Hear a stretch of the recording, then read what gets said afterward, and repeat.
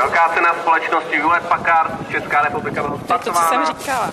Zároveň České asociace Steeplechase, oni nám překonali první překážku kurzu Živý plot.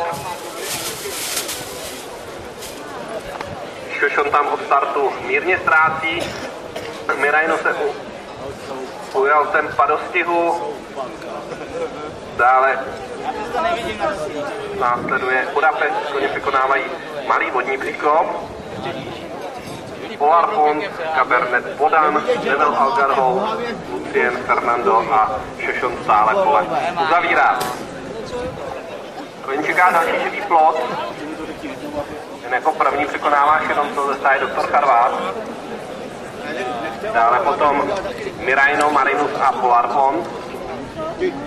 Marinus, Polar Pond, Budapest Fantastika, Devil Algarve, Vodan, zhruba ve středu pole, dále Cabernet, Fernando, Lucien a spolu zavírá topem a zanedlouho budou překonávat překážku číslo 13 živý plot. Stále v čele zastil Mirajno ze stáje Vatury Kolesa s jokejem Dušanem Andrésem, Šenonco ze stáje Dr. Charvát s jokejem Jiřím Kouří Zalesíkem je čeká příkop s živým plotem. Ty vám dali, co?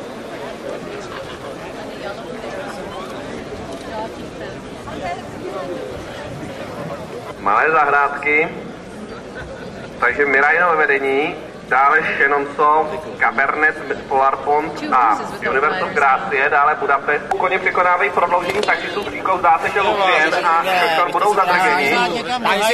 Takže to hlavní pole čeká malý Havlůzkov za malý okamžik. Šenonco v čele, Polar Pond, a zprava Mirajno. Dále Universo Gracie. Tady na hovno komedianti vyvízaný. Správná Figovál, Šenonco v čele, Polar Pond druhý. Co vás sere, to je poklidná akce. To je poklidná akce. Poděláme vám něco? Jo, ano. Ty na to uvidíš na ty dosti, když to tady tak si ty inteligente popovídě. Možná pěkný závěr. Nesouhlasím. Já vím, ale chovají se prostě.